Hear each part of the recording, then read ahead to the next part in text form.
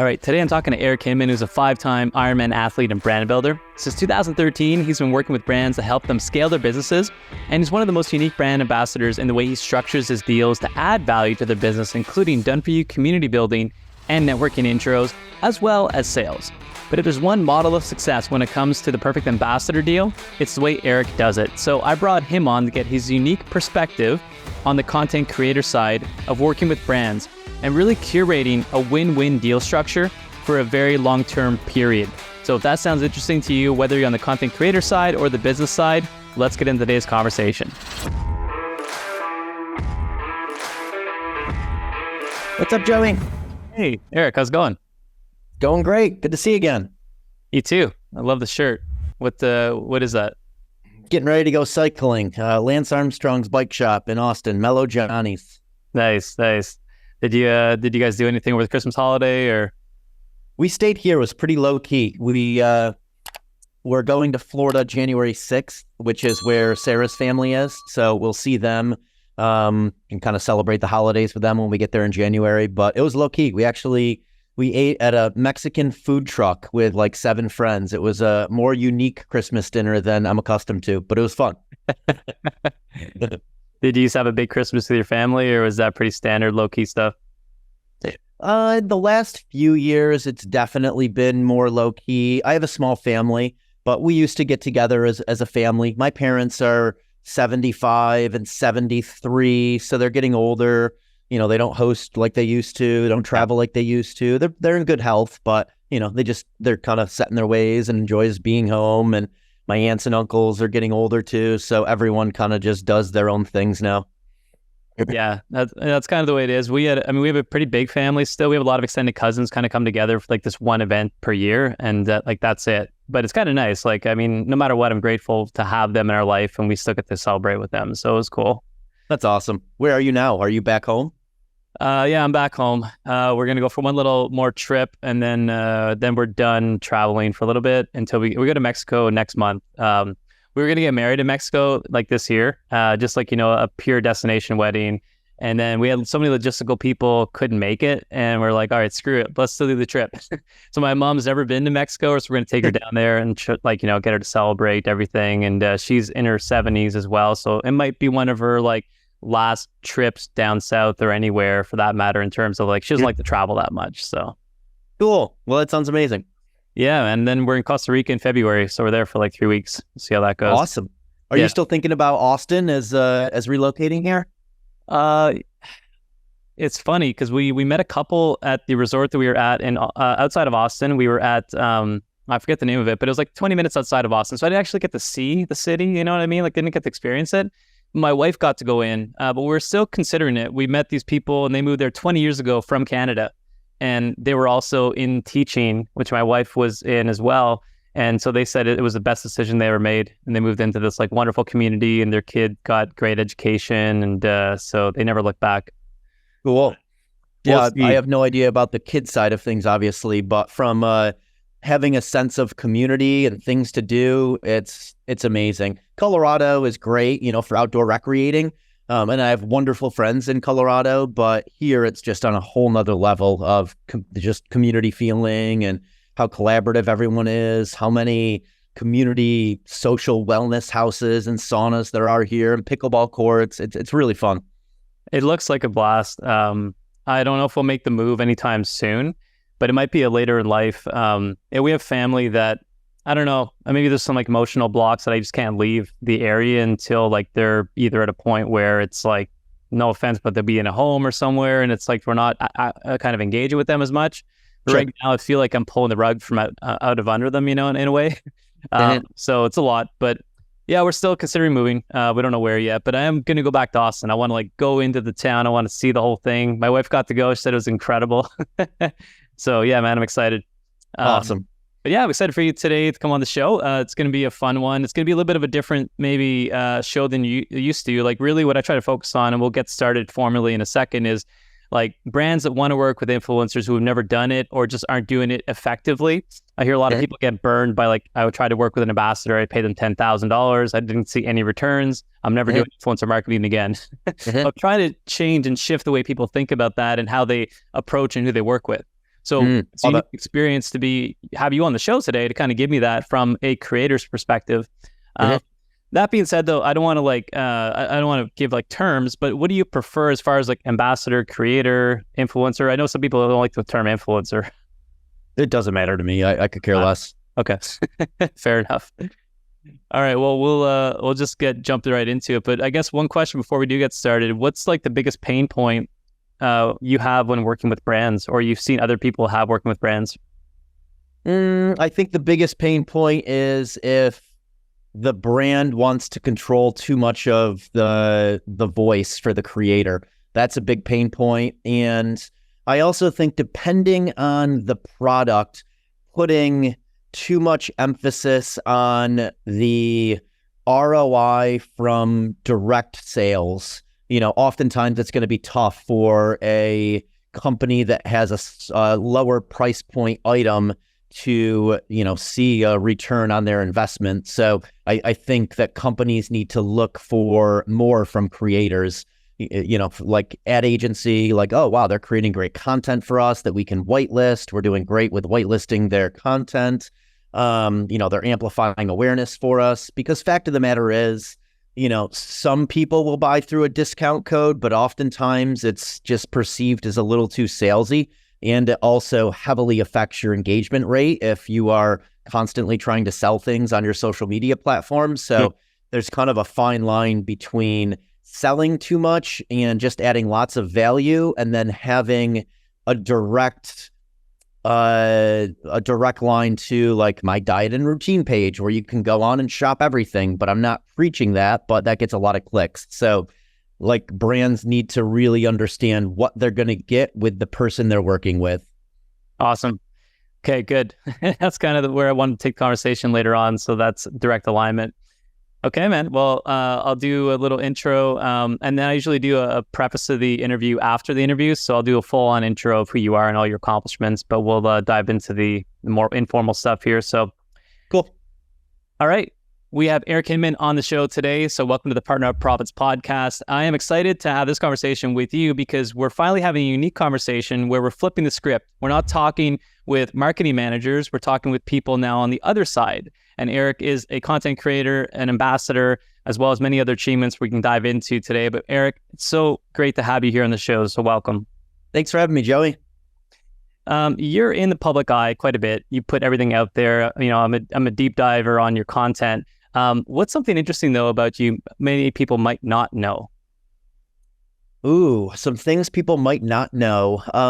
Not out there yet, maybe. Yeah. So I think I actually created a video for you guys around this, but Sarah and I enjoy playing a game of Skip-Bo or Uno in the evenings to wind down before we go to bed. I think a lot of people see me as just this hard-charging athlete that's just going. And for a lot of the day, I am doing that. But in the evenings, I do like to wind down. And one of the things that we enjoy is just playing that, couple card games. And that stems from growing up. I used to play Skip-Bo and Uno with my mom. So kind of has a special place in my heart. So that's something not a lot of people know. Does it get heated? I used to be much more competitive than I am now. So it doesn't get as heated now. But if my mom beat me growing up, I would definitely have a temper tantrum.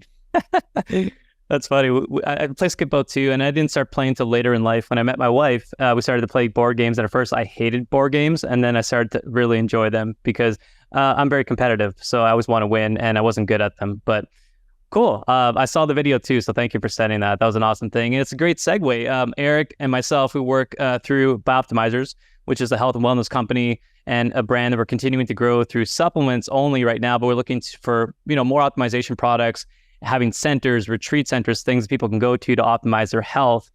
So we've been working mutually towards, this new relationship.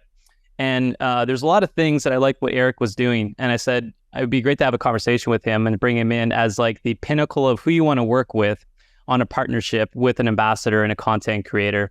Because there's a lot of confusion, and Eric and I were just joking about that too. Like I've heard people come up to me and say, like, I've spent $10,000 on a creator, did a campaign with them, I saw no return. like, I'm never doing this again. And I'm like, well, yeah, but that's the wrong way to approach it. And there's a lot of new ways you can look at it. But it's scary to get in with influencer creators. So my goal today is to bring down the confusion level a little bit, as well as highlight some things that you've seen work and things that you're doing, because you're doing a lot of things right from my perspective on what you're doing. So, yeah, I'm looking at some notable accomplishments, though. I mean, we can't skip over the 5X Ironman. So why 5? Like, was 1 not enough? Or are you just continuing to try to grow that number? Yeah, great question. 5 was just the right number. So my first one was 2012 Ironman Lake Placid, and I missed qualifying for the World Championships in Kona by 1 place and 1 minute. And at mile 25 on the run, I saw an athlete who had 33 years old on his leg.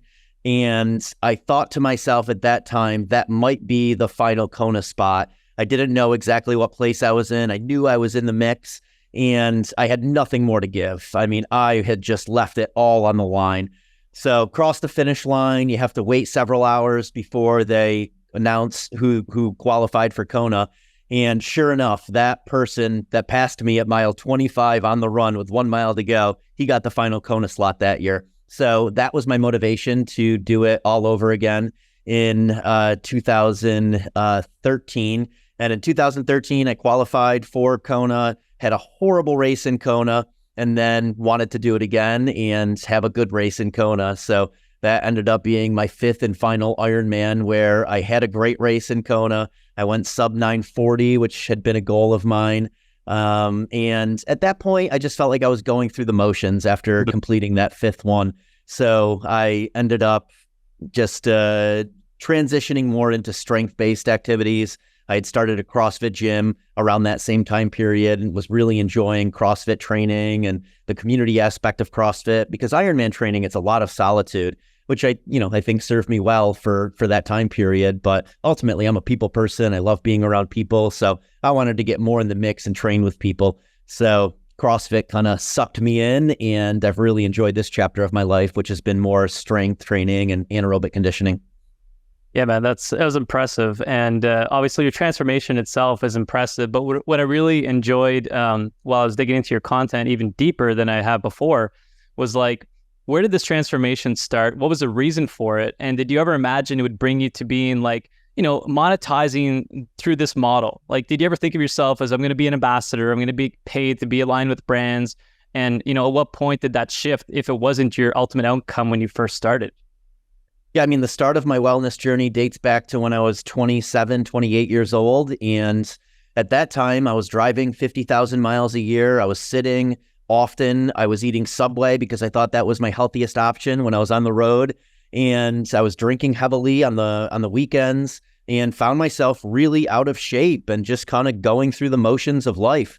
So I hired a personal trainer. And early on, it was very much about aesthetics. I wanted to get back into relatively good-looking shape because I played sports in high school. I got into weightlifting in college. I always, had some definition until, my mid to late 20s when I no longer had definition. Right. So hired a personal trainer, and that gave me the accountability, the structure, the knowledge, the motivation, all of these things I really needed to get back into good-looking shape again. After 6 months, I started to shed some body fat and added strength, and ultimately was feeling pretty good again. And then I started running, which I had a running background. I ran cross country and track in high school. So through running, I found triathlon. I bought a triathlon bike, and I spent, 4 years chasing getting to the Ironman World Championships.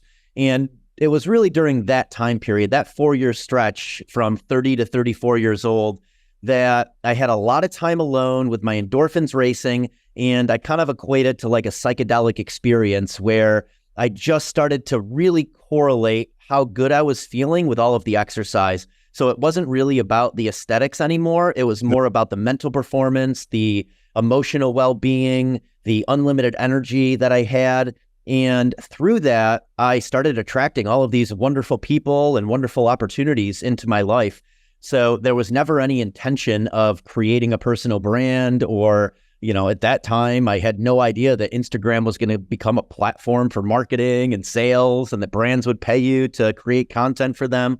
So it was very much, I was doing it because I felt really good. I felt like I was becoming the best version of myself.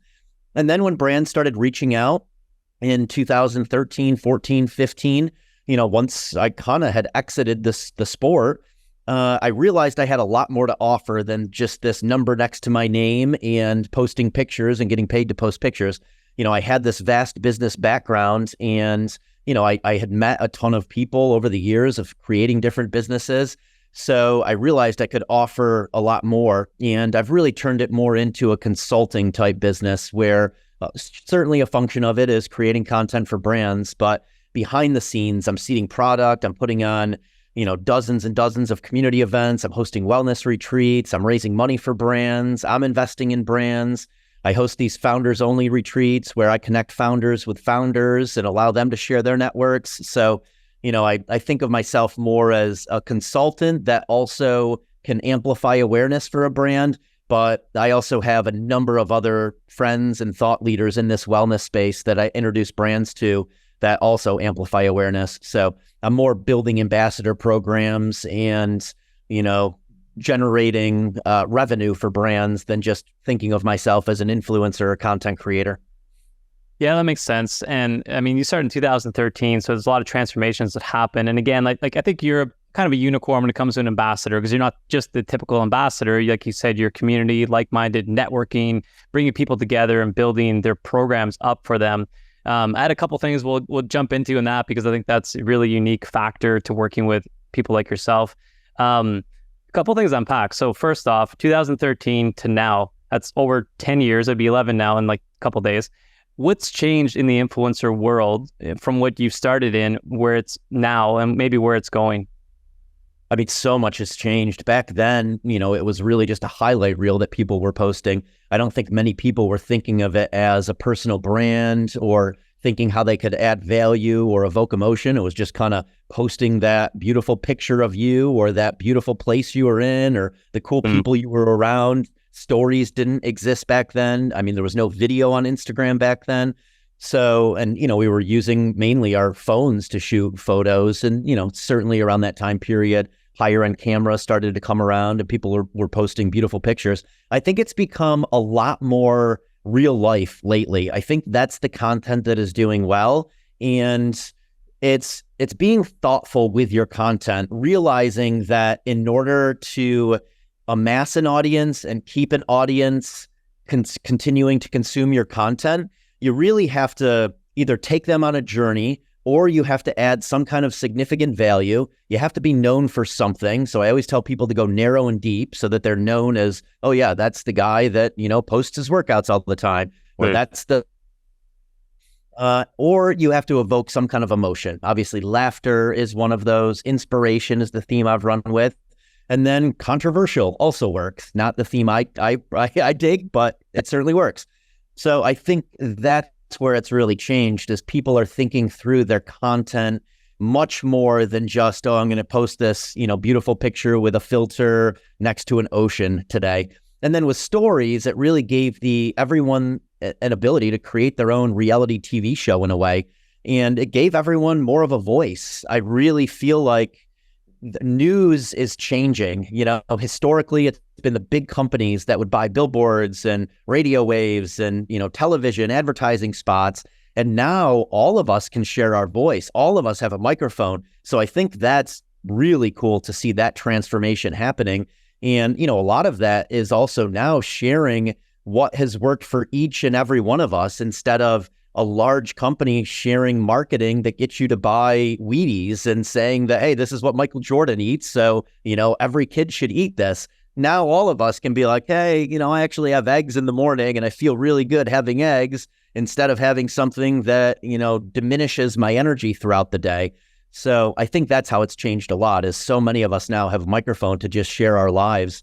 And, in the influencer space, I think brands are working with people now that can do more than just post things on social media. They want people that can spin up events. They want people that, truly believe in the brand and want to be aligned with them for the long term.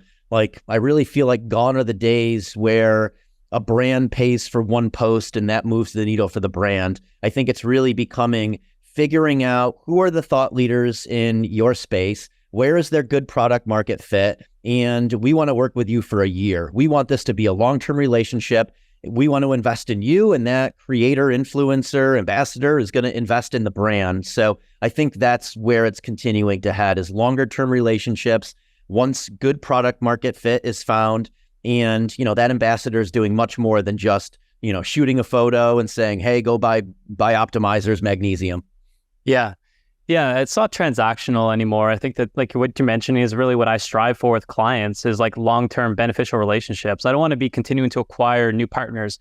I do, but I also want to continue building the partnerships that I've already put time and effort into, just like any relationship. But you mentioned something else too that reminded me, like the whole traditional marketing model that used to exist, like the Wheaties things and like, the things that you were advertised to regardless of what health benefits they had or didn't have. Those products can also now be scrutinized to a certain degree. Like the truth is out there for us to actually get from these creators who've done their homework, who've done the scientific research, more so than anyone else has ever done in the past, in my opinion. Like that's what's beautiful about this, is that like I can now bank on the credibility of people that I know, like, and trust, rather than something that's just being spit at me because they bought the biggest ad on TV or the Super Bowl commercial. So there's a lot to micro creators. A lot of people that I work with too, they're like, oh, let's get the 5 million follower person or the 10 million follower and things will change. It may or may not, but it's a huge risk. And then that's probably a one and done scenario. But there's a lot you can do as a smaller business with smaller creators. And over time, they build up the brand.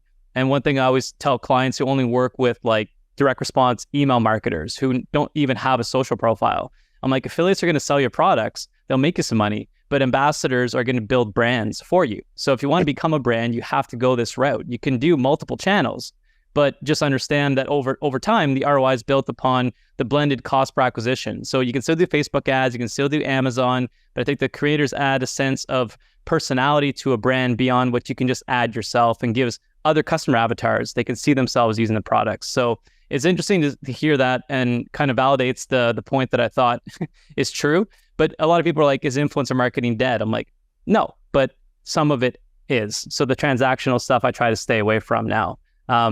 But what are you looking for though? Let's flip the script. So now, like, obviously you have people chasing you down all the time. You have a great following, you've obviously done a lot of brand deals, but you're not saying yes to every deal because you get to now say yes or no to them. So what are you typically looking for beyond just a good product? What kind of relationship, what kind of business are you looking for? What are in alignment with your core values? Yeah, I mean, relationships are so important to me now. I've had businesses that were very transactional in nature, and, now at 43 years old, I want relationships with people. So I'm really keen on only working with brands where I'm going to have a relationship with the brand.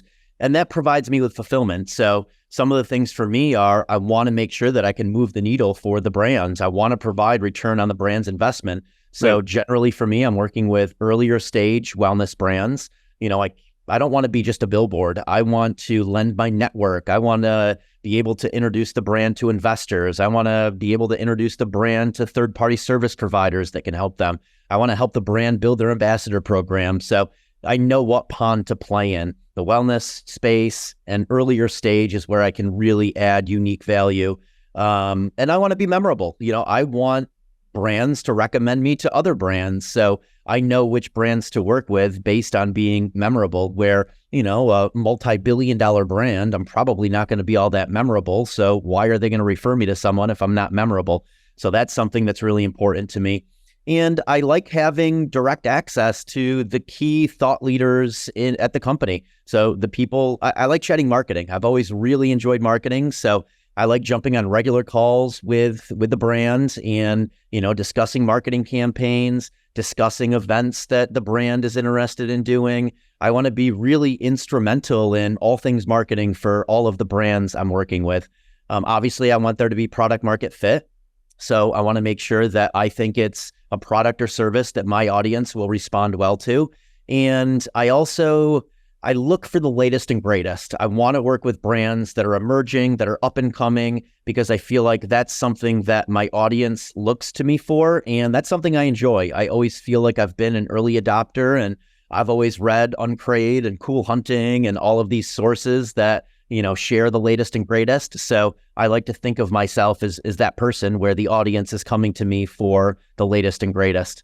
And I like obviously working with products and services that I'm using on a regular basis because before this, I was playing in Colorado. I was having a blast. I was mountain biking every day and rock climbing and trail running, and I don't want to interrupt my flow. I enjoy being outside. I enjoy exercising. I enjoy my 80 minutes of contrast therapy every single night. So I don't want it to feel like it's outside of my normal day-to-day when I'm creating content for the brands I'm working with. So I make sure that they weave in with my lifestyle very well. Interesting. I love the alignment approach. That's really like attractive as far as like developing a lifestyle that is in congruency with, what you want to do overall to make money, but you don't want to separate and sacrifice on your lifestyle and your personal needs. I want to jump back to something in a second, but I'm going to go with the next thing too, because you mentioned you're interested in marketing, and I'm a big marketing fan as well. I love unpacking even old school commercials. Like that's kind of an obsession of mine, how you can bring that back. But you mentioned something at the beginning of the interview before we started was like, people having too much of a say over your creative content and beyond compliancy. Because like if I say, hey, Eric, we can't say this one word or we shouldn't go this route because of this one thing. But I mean, I want to give as much creative freedom to an ambassador because they might come up with unique ideas I didn't even think of. And then I can take that and be like, hey, this is crushing it. Do more of this, Eric. And hey, guys, everyone else, let's start doing more of this too. Like I can develop playbooks and campaign briefs based on what people are bringing me beyond what my own marketing team might bring me because we're too close to it. We've seen it too many times. We don't come up with unique ideas. So I like the creative freedom outlet. In your experience, have you come up with like better ideas in some circumstances where like you're working with a brand, they're giving you the playbook, you're like, nah, you know what, I'm going to do my own thing here. And how did that go? Yeah, I think I have. I mean, also brands can be really creative at times too, and they've helped with campaigns. But I mean, for me, I try to tell my own unique stories. No one else has lived my life. No one else has had the exact same experiences as me. No one else has lived my journey. So again, like so much of social media is being unique, being memorable, and sharing your own unique experiences. So that's really what I try to do with most of my content is I'm just sharing experiences that I've had throughout my life. And, also those learnings, I learned from this, I did it wrong this way, and now I'm doing it right. So I'll share those things instead of saying like, you should do this and preaching or, using the fear tactic. Obviously there's various forms that, where you can manipulate an audience. But for me, it's just, I like telling my stories. And specifically, I like doing these journey posts. I feel like that is very relatable to a large demographic of people, just kind of showing exactly where I was when I was 28 years old and then showing where I am now at 43 and then just sharing my journey of how I went from overweight, going through the motions, living just to drink on the weekends to really feeling like I'm writing my best chapter yet in this stage of my life at 43 years old, being the strongest I've ever been, arguably the fittest I've ever been, and the happiest I've ever been. So that's a lot of what I share. And again, that's unique to me. No one else has lived that exact same story that I lived. So, when a brand is trying to dictate what they want you to get across, I understand, the benefit side of what they would want, but I think it's important for the brand to understand that the audience is holding the creator's hands. They're not holding the brand's hand. So the creator is the one that they're going to respond well to. And if the creator is too salesy with their approach, they're going to lose engagement and they're going to lose interest from their audience. And ultimately that's going to be bad for the creator and it's going to be bad for the brand. Yeah. And people can kind of pick up on that. They can smell that, for sure. That's not Eric's style. Like, I'm not buying into this topic he has today, but it sounds like the formula for you, which other people could apply with their own ambassador programs as far as like, just what's your journey? Like what's your before and after? And some products lend themselves really well to before and afters, literally like a before and after fat loss thing, but a teeth whitening kit or something that shows a visual results. And if you can do that, it takes a long time. Your transformation was over 10 years. Like that's a big journey. So, I'd be banking on that again and again in posts the way you've been doing. And that's why I think you've been crushing it, with those journey posts. But let's talk about I want to go back to productivity because I'm a big productivity hacker. Like I just love learning what other people are doing. And like I was watching some of your posts, like in the morning, you're sipping the tea, you're doing a standing up laptop session. Walk us through like the perfect day of which you're crafting currently. Yeah, I mean, perfect day is kind of rinse and repeat at this point. And it took years to get there of understanding like, all right, these are the people, activities, environments where my mind is elsewhere. I'm wishing I was somewhere else. I'm wishing I was with someone else. I'm wishing I was doing something else. I don't feel like I'm giving value or getting value, to then building my day around the environments where I thrive, which for me is being outside in the sunlight, activities I enjoy, which very much is based around wellness-based activities like exercise and biking and running and contrast therapy. And then the people I want to be around, people that are incrementally pushing the ball forward. And it doesn't have to be just in the wellness space or physical attributes. I love entrepreneurs. I love anyone that is really passionate and anyone that is really focused on progression. I like surrounding myself with those types of people. So that's ultimately what my day has been built around. So it starts around 6 a.m. I wake up, no alarm. If my body needs sleep, I'll sleep in. I don't schedule anything before 8 or 8:15 in the morning, just to make sure that I can get my 7, generally 8+ hours of sleep. And mornings are fairly slow, making coffee, taking supplements, planning out my day, and generally trying to do something that I probably wouldn't get to later in the day, something that requires 30 or more minutes of dedicated focus. Because 8 a.m. on, my phone is blowing up with emails and DMs and notifications, and I have brand calls and workouts. So it's a busy day from 8 until 5. So I'll try and get something done that I won't get to later in the day. I go to the gym every day between 8 and 8:30 and hit my first big win of the day, that CrossFit workout. I generally do the hardest workout first in the day. So for me right now, that's strength training and anaerobic conditioning, with goals to get to the CrossFit Games in my age group this year, or 2024. So that's about 90 minutes to 2 hours of training in the morning.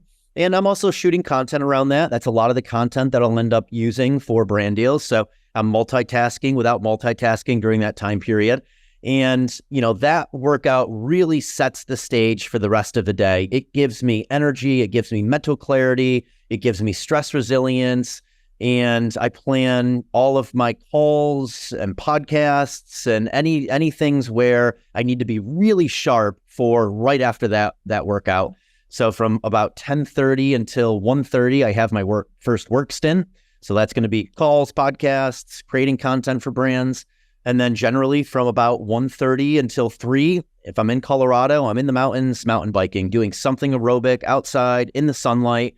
And, that kind of sets the stage for the next work sprint. Then again, I'm documenting that. So that ends up being content that I can use for various contractual obligations. And then from 3 to 5, another work stint, very similar to that first work stint. And then 5 until 6:30 is always reserved for contrast therapy with others. And that can be current friends. That can be people that message me on Instagram. Whenever someone new messages me, I invite them to come over and sauna and cold plunge. That's generally where all of my first meetings take place. So it's human bonding time. It's, for physical recovery, mental recovery, emotional recovery, building stress resilience, building a robust immune system, and, just enjoying time with others, which I think is one of these wellness factors that we often overlook, just making time for your tribe. And then in the evenings, generally smoking meat on our smoker at home. And then I'll try and learn something later in the day for about 30 or 45 minutes. I'll listen to a podcast or watch YouTube, play a few games of skip-a with Sarah. And then we hit the hay around 9, sleeping by 10, and rinse and repeat the next day. So, time blocking is super important for me. And again, multitasking without multitasking, where, I would look at it as deadlifting instead of doing bicep curls. Like I'm doing things where I know I'm going to get a lot of bang for my buck by doing that, instead of doing something where I get less bang for my buck. I love that. And there's something else you mentioned on another interview I picked up on. It was compound consistency, right? Yep. That's day in, day out. Yeah. Compounding. I mean, I learned that with the triathlon years. That was really the first time that I became world-class at anything. And it was just from being like consistently unremarkable every single day, just looking at my workouts, hitting them, looking at my workouts, hitting them. And then all of a sudden you're towing the starting line at the World Championships. So yeah, I mean, I think we live in a day and age where we have so many options and there's so many different paths we can go down that it's very difficult to stay in your lane and just focus on one path at a time. So I've learned that over the years is I'll write one chapter at a time. I'll dedicate, 4 years of my life to this path. And then if it no longer serves me, I'll move on to another path. And, I'll dedicate all of my sights to that path. Oh man, that's so powerful. And I could talk about this for like a couple hours, maybe in contrast therapy. This stuff that I love to talk about, even more so than business at times. But yeah, man, that's awesome. I love the perfect days. And it's ever evolving, I think. I think for me, the big thing, and maybe you have some like advice or feedback on that, is there's a part of me that always wants to get more done. And we live in a time and age where we can't always get more done. We're connected. We have opportunities. So even if I've got a perfect day, come like 9 o'clock, I'm like, well, I could maybe put in a few more hours. What's your like advice to people who are kind of like, high achievers, they want to accomplish more, and they're having a hard time like turning their brain off from just all the opportunities? Like, how do you do that? Because I mean, I'm sure you could dedicate a few more hours in your day, get a few more things done, but ultimately you're sacrificing part of your life.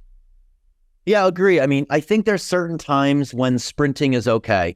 I've honestly been sprinting ever since we got to Austin, to the point where one of my friends from Colorado was visiting a few weeks ago, and we were going to get coffee at 7 a.m. And I pull up to a stop sign and just stopped for 30 seconds, my head bobbing to the music. And he taps me. He goes, "Dude, did you just glitch?" And I'm like, wow, I did. Like, I thought it was a stoplight. I literally was just like, time stopped for me because my nervous system was so overworked from, just how fast we've been going here in Austin and how many events we've been doing and how many people we've been hosting. So, that's a reminder for me of like, slow down. You're going too fast right now. Another one would be if I'm not sleeping well, that means like cortisol levels are too high. So I'll back off a bit. But, when opportunities are just knocking at your doorstep, I think we do need to sprint for a time being to capitalize on those opportunities. But I think it's important to recognize when you're getting burned out from it, when you're going too far, you're burning the candle at both ends, and you need to back off a bit. And for me, that's delegate, automate, eliminate. When I get to that point, I realize that I either have to eliminate some things that I'm currently doing, I have to delegate some things that I'm currently doing, or I have to automate some things. So instead of staying in the grind, I start thinking about like, how can I work on myself? How can I work on the business instead of in the business? And that's honestly kind of what I'm doing right now, is building out a team and starting to eliminate some of the things I'm doing so that I don't feel so overwhelmed, because I do know that in order to build big things, you need space and you need time in order to think. I always maintain that 60-minute aerobic outside moving meditation workout each day. After this podcast, I'm going to go mountain bike for 60 minutes. And, that's really all I need each day to reset my social battery and to recharge, and also to create space to just make something from all of the conversations I'm having and all of the experiences. So that works for me. Every other week, I'll do a deep tissue massage where I just completely check out for 90 minutes to 2 hours. No phone, no distractions, just, allow my brain to go wherever it wants and to make something from everything.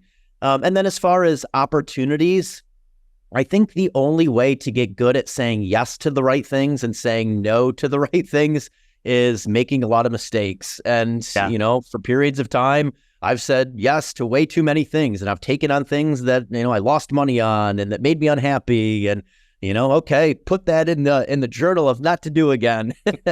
So, it really is just, it's learning through experience. And I mean, the only way to fast track that is to surround yourself with people that have gotten where you want to go. So, if I'm thinking about saying yes to a new opportunity, I'll often seek advice from someone who has been presented with a similar opportunity and just ask them for their advice on it. So having mentors is going to help a lot in life with saying yes to the right things. Yeah. I mean, that's a huge one. And having community like you have a lot of sounding boards. And I like to look at it as seasons. Like, you're going to go through the next season. You're going to hire a bunch of people. You're going to build a team. But in like 5 years, the Eric, in 5 years is going to be different. You have to go back through that season or maybe sooner. But I think it's good to recognize at least when that burnout might be occurring, and start to taper back and be like, okay, how long have I been sprinting for? Because at some point it's not a sprint, it becomes a marathon. And it becomes like you can't do a marathon, the rest of your life. But like I said, I could talk about productivity all day long, and thank you for sharing that. I want to go into the final chapter of this conversation, and this is where it gets a little bit dirtier as far as attribution. Okay, so this is a big thing, and I deal with a lot of like I said, clients as well as my own teams.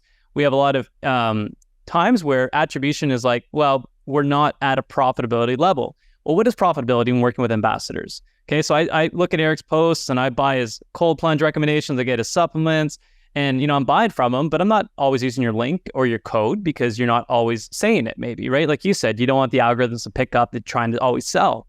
But there's a component with businesses that say, hey, I need to see on a line item that this is profitable, even if it's not revenue, wise. Like, if I have a KPI of 100% return on ad spend or 200%, the big thing that I've noticed, and, I want to get your opinion on all of this, is that I think partnerships should be measured on a different scale versus what a Facebook ad should be. Because a Facebook ad isn't building a personal brand to what you're doing. Facebook ad could also get shut down the next day. No one's going to really care. But as far as a partnership that's living on past that day one ROI, it's super important. So I guess my question to you is, what's your recommendation on how to measure success of performance of dealing with a long-term ambassador that might not be on paper profitable, in the eyes of the ROI? I've spent this much money. We've only made this from code sales or link sales. And how would you justify that or validate that theory to a CEO or a company founder who is being presented this idea from a marketing manager? Like, how do you convince people that long-term, this is raising all ships? Sure. So, I think first it's identifying people where there is good product market fit with your company.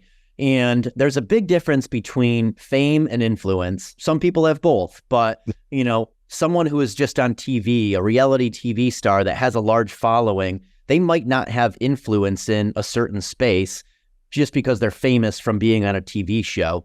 Whereas, someone with a much smaller following, but they're a thought leader in a space, they're probably going to convert better for your brand than just someone with that fame. And then there's people like Andrew Huberman and Joe Rogan, where they have both. They have fame and they have influence. So I think it's identifying those people first. And then it's identifying people that can do more than just create the content and post it. Are they building community for you? Are they getting people into your funnel? Are they seeding product for you? Are they introducing you to people? Are they creating content that you can whitelist, content that you like? Are they acting as an ad agency, also in addition to being an influencer? Are they, growing awareness? I think that's really the biggest thing for a brand to look at with influencer marketing is how are they amplifying awareness? Community events, getting people into our funnel. There's all of these things that are very difficult to track, but I think as long as the influencer marketing manager or the marketing department at the company is staying in touch with the influencer and ambassador on a regular basis, they can see whether or not the person really cares and if they're really treating this like a business relationship and looking to put people into the company's funnel. So I think that's the best way to measure it, is just looking at all of those different metrics instead of just the one metric of, how many times was their discount code used this month? Because that might work for larger ticket items, but if it's a smaller ticket item and it's, an influencer with a larger following, it's unlikely they're going to be converting that amount of sales to return profit on the investment. So again, I think it's working with people where they can check a lot of different boxes instead of just do they convert with a discount link box? Yeah, I agree completely. It's a bit of an uphill battle when you're working with somebody who's never worked with influencers at scale, because they want to see that same return on ad spend. But to your point, I think tactically what would be a good exercise for people to do listening to this is know who you're getting recommended to, or know who's coming to you from events that this person was at and might have had an influence on them coming to your company after the fact. Like, who signed up to your ambassador program where Eric was at an event, as an example. And yes, maybe you had an influencer, maybe you didn't, but there's a good indication of how much success is being brought by that one ambassador going to these events or hosting these community meetups, which is what you're doing, and which makes you kind of like the unicorn of the ambassador crew for us, because not everyone has this community. Not everyone's doing the networking at the level you are. So I think, again, strategically, I don't care to find 1,000 influencers or content creators. I want to find, like the people that are mission-based, that are wanting to continue to talk about you, even when you're not in the room. And all that being said, I guess one other big question I get, I want to hear your perspective on is, what's like the ultimate deal structure? Because you have the brands that just want to give commissions, you have the content creators just want to get a paycheck, but then there's this beautiful harmony of people that align and like they're in it together. What does that deal structure look like, and what's enticing to you on a content creation side on like a hybrid type of model deal? Sure. I mean, I think longer term deals are what brands should be looking for. So I think a brand really needs to do homework before they enter into a relationship with a creator. I think gone are the days of just using these influencer marketing agencies that are just picking people with a large following and connecting them with a brand just because they're both in the same space. I think that, relationships, again, do matter. A brand actually finding someone who is loving and using the product and realizing that that person has product market fit and they're a community builder. So the brand doing the homework to find the right people. And then as far as structure, I think it's a mix of compensation and commission. And I mean, for me, a lot of my deals are also some equity, and I put money into a lot of the brands. So I'm putting my money where my mouth is, where I'm directly investing into the brand because I think the brand can grow, and I think I can help the brand grow. So those are the best relationships for me. And again, that's why I like working with these earlier stage companies, because I know I can add a lot more value than just having that number next to my name. So yeah, longer term contracts, mine are typically anywhere from 6 to 12 months, and they're generally a combination of retainer, compensation, which also comes with weekly or monthly calls, and it comes with whitelisting, and it comes with the product seeding list, and it comes with introductions to investors and third-party providers and community events, and some commission on the converting with a discount code.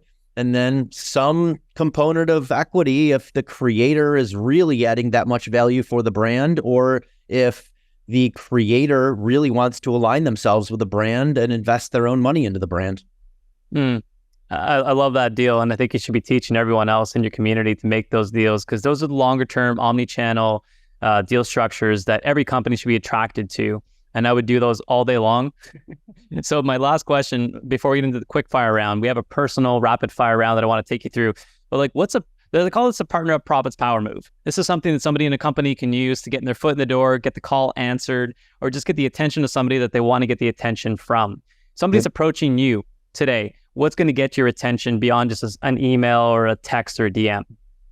Someone really trying to either add value, or someone sharing their story and asking for help in a space where I realize they've done their homework to ask me a question based on them knowing where I can really add value. So, someone that is in their weight loss journey, and, they said they saw one of my posts when I was 28, and, where I am now at 43, and they're on a similar path, and they're wondering about the supplements that I'm taking right now that have helped me. So, they're asking a question based on having some knowledge around me already. And also a lot of times people will reach out and ask to add value.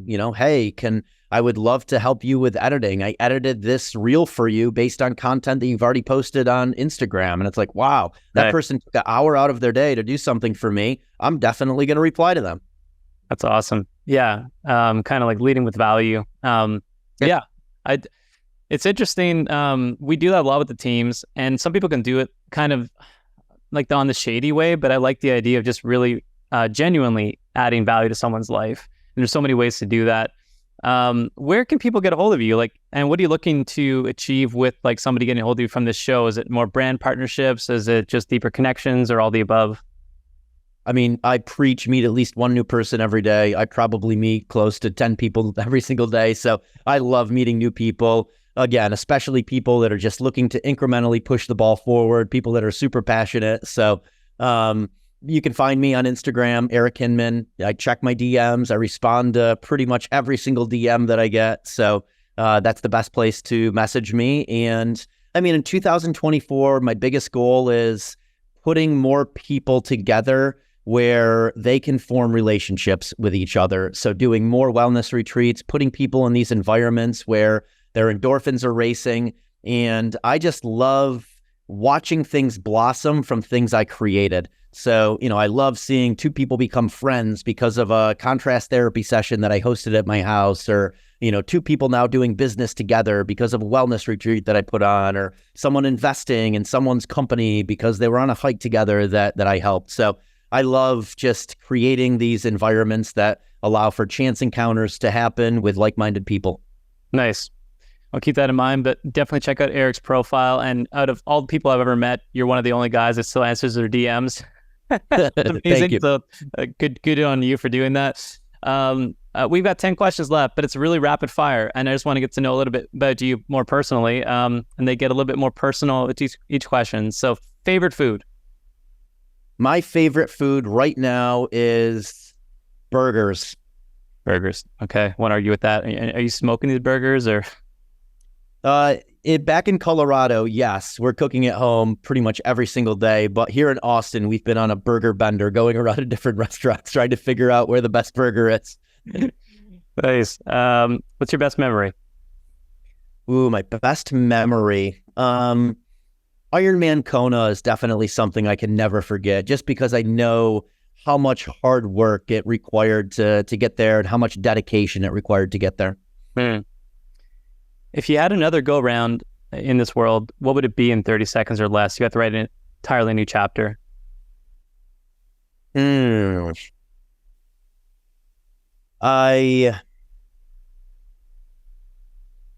I've always wanted to be a basketball player. I think it would be really cool to be a professional athlete, and specifically basketball player. That was my dream growing up, was to be a basketball player. Yeah, that's not a bad one. You mentioned a lot of these during the call, but what's like your number one productivity hack that you've implemented in your business? Multitasking without multitasking. Yeah, that's powerful. And time blocking. Yeah, I agree with those. I like the multitasking without multitasking. That's a good one. I'm going to keep that one. Now, I know you're not retiring, but in your traditional retirement years, what do you see yourself doing? What do you want to be doing more of? I feel like I'm retired now. My Instagram bio when I was 34 was retired, exploring the world most days shirtless. And I still feel like I'm very much doing that. I just have figured out how to monetize it now. And from between 34 and 36, I hadn't figured out how to monetize it. So I'm living my dream right now. I'm living perfect days. And I figured out a way to also build a business around it. That's awesome, man. Good for you. That's great. What's a book, just one book that changed your life? How to Win Friends and Influence People, Dale Carnegie. Okay. Well, what do you want to be remembered for? Connecting people. Just I like being known as kind of the community builder. Awesome. Yeah, and I think that some of these we answered already, so I just love reiterating some of them. They're really good lessons to learn. Speaking of like skills, what would you recommend somebody learn as early on in life as possible that would impact them, compound interest-wise over the course of their lifetime? How to be memorable and how to cultivate relationships with people. If we're meeting up in a year from today, what are we celebrating? What are you working on that we can get together and say, get some contrast therapy and just say, man, I did it. This is awesome. Putting on 6 wellness retreats in 2024. Okay. Let me know how I can help with that, because I'd love to see that happen. What's a bucket list item? Because you've done a lot of stuff. You just got to keep adding the resume here, but like, what's one other thing you haven't done or a new chapter that you still want to write in your life?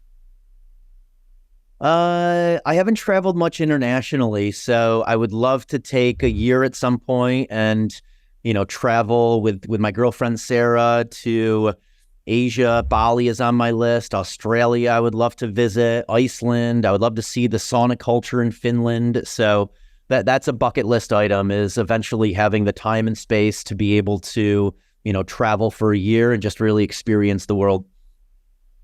Love that. And as a fellow traveler now more than ever, I'm on the same page as you. I just want to travel more, see more, and integrate family, because we have like a couple of a 3-year-old and like almost a 1-year-old now. So that's a whole new mix. but we're excited to show them the world beyond what I was able to see at that age. So it's an incredible experience. But last question, it's a billboard question for you. So if you had one articulated message to everyone listening regarding business in general, if you put up as your billboard, what would it boil down to in just one sentence? How can I add value? With that, we'll do the mic drop. Eric, amazing value today. Thank you so much for sharing and your time. Very, very generous of you. And I learned a lot. I was looking forward to this for a long time. So thanks again for being on the show. Thanks for having me, Joey. All right, guys, hopefully you enjoyed this one, and we'll see you on the next one. Take care.